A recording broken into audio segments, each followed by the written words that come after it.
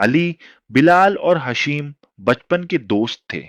तीनों हमेशा साथ रहते और शहर के उस हिस्से में रहते थे जहां रात जल्दी उतरती और खामोशी देर तक रहती थी।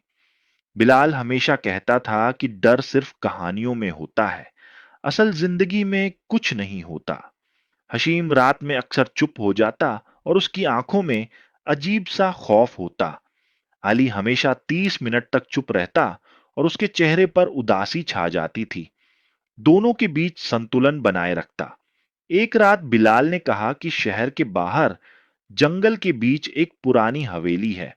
वहां हर रात किसी के रोने की आवाज आती है और जो भी वहां गया है वापस नहीं आया।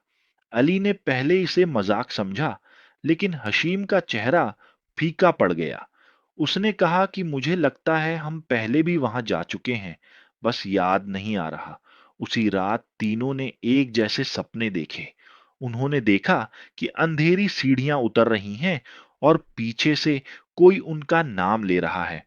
अगले दिन बिलाल ने जिद पकड़ ली कि हमें हवेली देखने जाना ही है।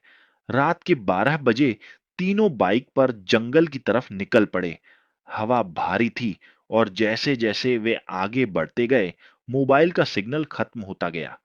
जब हवेली सामने आई, अली का दिल जोर जोर से धड़कने लगा।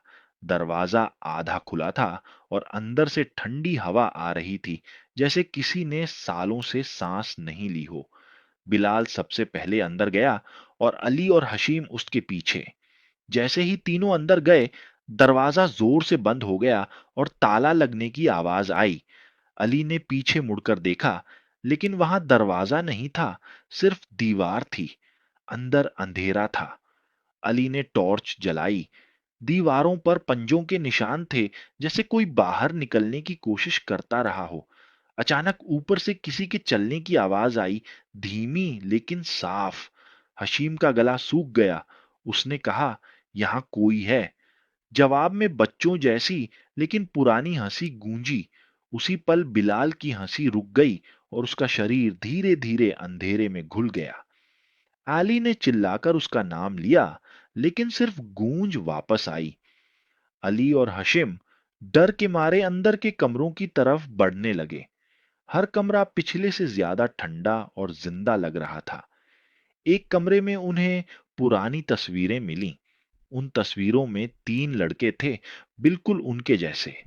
हशीम के हाथ कांपने लगे। उसने कहा, अली, मुझे सब याद आ रहा है। हम बचपन में भी यहाँ आए थे। बिलाल उस रात यहीं मर गया था। अली ने कहा, ये सब झूठ है। तभी पीछे से आवाज आई, अली, तुम फिर मुझे अकेला छोड़ रहे हो। मुड़कर देखा तो बिलाल सामने खड़ा था, लेकिन उसका चेहरा जला हुआ था, आंखें खाली थीं। उसने कहा, यह हवेली दोस्ती से जिंदा रहती है। जो यहाँ आता है वही इसका हिस्सा बन जाता है। जमीन हिलने लगी और दीवारें सांस लेने लगीं। हशिम अली का हाथ पकड़कर भागने लगा, लेकिन रास्ता हर बार बदल जाता, जैसे हवेली उन्हें घुमाती हो। हर मोड़ पर बिलाल की हंसी उनका इंतजार कर रही थी। भागते हुए वे दोनों एक लंबी गैलरी में आ गए। छत इतनी ऊंची थी कि रोशनी ऊपर तक नहीं पहुंच रही थी। दीवारों पर लटकती जंजीरें बिना हवा के हिल रही थीं। हशीम ने कहा, यह जगह हमारी यादों से बनी है। अली, यह वही दिखा रही है जो हम भूल चुके हैं। तभी जमीन पर खून फैलने लगा और उसमें उनके अपने चेहरे दिख रहे थे, जैसे वे मर चुके हों। हाशिम पीछे हट गया और दीवार से टकराया। दीवार नरम थी, जैसे जिंदा हो। अचानक सामने एक छोटा दरवाजा रोशनी में दिखाई दिया। दोनों उसकी तरफ भागे, लेकिन दरवाजा बंद हो गया और अंदर से जोर का थप्पड़ पड़ा। बिलाल की आवाज गूंज उठी, तुम मुझे हर बार अकेला छोड़ देते हो। हशीम का शरीर धीरे धीरे ठंडा पड़ गया और वहीं जम गया। उसकी सांसें रुक गईं। अली बिल्कुल अकेला रह गया। हवेली पूरी तरह शांत हो गई। फिर हर तरफ से आवाजें आने लगीं। अली, अली, अली। आवाज उसके दिमाग में थी। उसे बचपन याद आया, जब वे तीनों जंगल में भटक गए थे और उसी हवेली में रात बिताने आए थे। उस रात बिलाल सीढ़ियों से गिर गया था और अली और हशीम डर के मारे भाग गए थे। बिलाल जिंदा था जब उन्होंने उसे छोड़ा था। बिलाल दीवार के अंदर से निकल आया, आधा साया, आधा इंसान। उसने कहा, मैं यहां अकेला रोया था। ये हवेली मेरी चीखों से जिंदा हुई। जमीन फट गई। अली गिरता चला गया और एक कमरे में पहुंचा जहां 3 कुर्सियां थीं। 2 पर लाशें थीं और एक खाली थी। बिलाल ने कहा, तीसरी कुर्सी तुम्हारे लिए है। अली, या तो तुम यहां रहो या और लोगों को भेज दो।